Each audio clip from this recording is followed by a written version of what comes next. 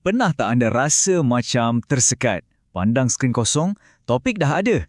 Tapi, macam mana nak jadikan ia satu tesis yang betul-betul padu? Jangan risau. Anda tak keseorangan. Boleh kata hampir semua pelajar pernah lalui fasa ni.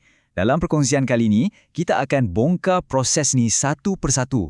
Dari satu idea umum, sampailah jadi satu hujah akademik yang tajam dan tak boleh disangkal. Jom kita mulakan. Okey, ini dia pelan perjalanan kita untuk hari ini.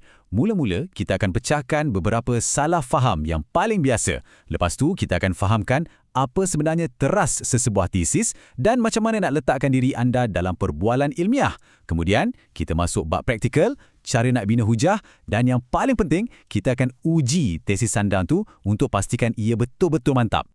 Baiklah, kita mulakan dengan bahagian pertama. Jom kita hancurkan 3 mitos terbesar tentang tesis yang selalu buat pelajar pening kepala. Percayalah, lepas ni, jalan fikiran anda akan jadi jauh lebih jelas.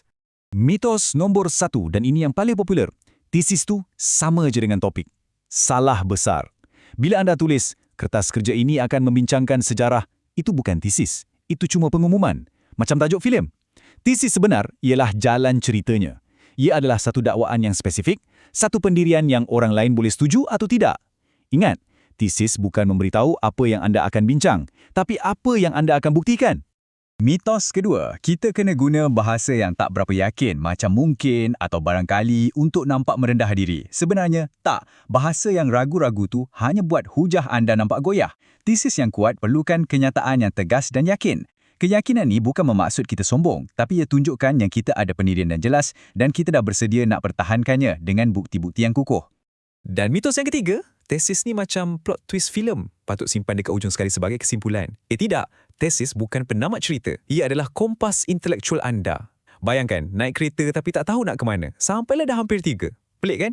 Sama macam tulisan anda. Tesis kena ada di permulaan, biasanya dalam pengenalan, supaya pembaca tahu dari awal lagi ke mana arah tujuan kita. Okey, kita dah tahu apa yang salah. Sekarang, jom kita fokus pada apa yang betul. Apa sebenarnya nadi atau teras kepada sesebuah hujah akademik yang mantap? Inilah dia definisinya. Satu dakwaan intelektual berpusat. Cuba bayangkan, tesis ni macam matahari. Semua perenggan, semua bukti, semua analisis anda ibarat planet yang berputar mengelilinginya. Ia mengawal segalanya. Dan yang penting, ia lahir dari analisis kritikal, bukan sekadar pendapat peribadi atau saya rasa. Jadi, macam mana nak tahu tesis anda tu on point ke tak? Senang je, guna 3 soalan ni sebagai senarai semak. Pertama, adakah ia boleh diperdebatkan? Maksudnya, ada tak orang yang munasabah boleh tak bersetuju dengan anda? Kalau semua orang dah setuju, ia cuma fakta, bukan hujah. Kedua, boleh diuji tak? Maksudnya, boleh tak anda sokong dengan bukti yang sahih? Dan ketiga, yang paling penting, adakah ia memberi sumbangan? Adakah ia tawarkan sesuatu yang baru dalam perbincangan sedia ada? Bina tesis ni bukan kerja teknikal semata-mata tau. Ia sebenarnya tentang mencari suara dan tempat anda dalam lautan ilmu yang luas. Jom kita lihat macam mana nak buat. Petikan ni sangat mendalam. Penulisan akademik ni, ia umpama satu perbualan besar-besaran yang dah berlangsung beratus-ratus tahun antara para sarjana. Tesis anda tu bukanlah jeritan dalam kekosongan. Sebaliknya, ia adalah cara anda untuk masuk ke dalam bilik perbualan tu, dengar apa orang lain dah cakap dan kemudian menyumbang idea anda pula.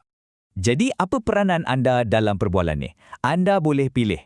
Mungkin anda nak jadi penyokong dengan membawa bukti-bukti baru untuk kuatkan lagi hujah orang lain yang anda setuju. Atau anda nak jadi pengubah suai yang perhalusi atau perbetulkan sikit idea sedia ada. Atau mungkin anda seorang pencabar yang berani yang kata, saya rasa teori ni salah. Ataupun anda seorang peneroka yang ambil satu konsep dan aplikasikannya dalam konteks yang rupanya baru. Pilihan inilah yang akan menentukan posisi akademik anda. Baiklah, kita dah faham konsepnya. Sekarang, masuk bahagian yang paling ditunggu-tunggu, proses praktikal. Step by step, macam mana nak bina tesis ni? Semuanya bermula dengan satu benda, memburu jurang ilmu. Apa benda jurang ilmu ni? Senang cerita, ia adalah soalan yang belum terjawab, sudut pandang yang orang lain terlepas atau andaian lapuk yang tak pernah diuji semula. Contohnya, mungkin semua kajian tentang sesuatu peristiwa hanya fokus pada pandangan golongan atasan. Tapi macam mana pula dengan suara orang biasa? Atau mungkin ada satu teori popular dari Barat tapi tak pernah diuji dalam konteks Asia Tenggara. Jurang-jurang macam inilah lubuk emas untuk tesis yang hebat. Nah, ini dia formula 4 langkah yang sangat praktikal. Langkah 1, baca dan baca secara kritikal. Fahamkan apa perdebatan utama dalam bidang anda. Langkah 2, sambil baca, jadi seorang detektif. Cari apa yang hilang, apa yang tak kena. Itulah jurang anda. Langkah 3, tukarkan jurang tu kepada satu soalan kajian yang spesifik dan tajam. Dan langkah 4, jawapan anda yang boleh diperdebatkan kepada soalan itulah draft tesis anda. Simple kan? Tanya, anda dah ada draft tesis, tapi kerja belum selesai. Jangan rayakan lagi. Sekarang tiba masanya untuk ujian terakhir. Ujian tekanan untuk pastikan hujah anda bukan saja wujud tapi juga penting. Okey, ujian pertama. Soalan yang paling digeruni tapi paling penting dalam dunia akademik. Terus apa? Atau dalam bahasa Inggeris, so what? Kenapa orang lain patut ambil peduli tentang hujah yang anda bina ni? Kalau anda boleh jawab soalan-soalan ni, maknanya tesis anda ada nilai. Adakah ia bantu jelaskan isu yang selama ni orang keliru?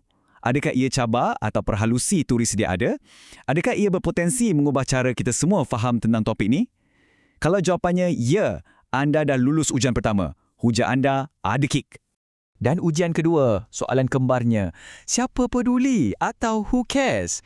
Siapakah sebenarnya audiens yang anda sedang cuba yakinkan?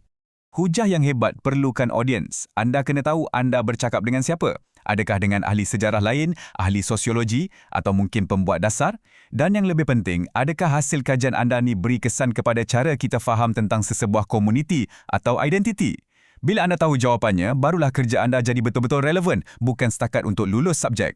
Jadi, inilah rumusan paling penting yang anda kena ingat. Tesis yang hebat bukan sekadar satu ayat penyata yang perlu ditanda dalam senarai semak. Tidak. Ia adalah enjin. Enjin yang menggerakkan seluruh jentera hujah anda yang memberi kuasa dan hala tuju kepada setiap perkataan dalam tulisan anda. Sekarang, anda bukan saja dah faham teori, tapi anda juga ada alatan praktikal untuk membina hujah yang benar-benar berwibawa. Jadi, soalannya bukan lagi macam mana, tapi apa? Perbualan ilmiah manakah yang akan anda masuki dan apakah sumbangan intelektual yang akan anda tinggalkan? Selamat berkarya!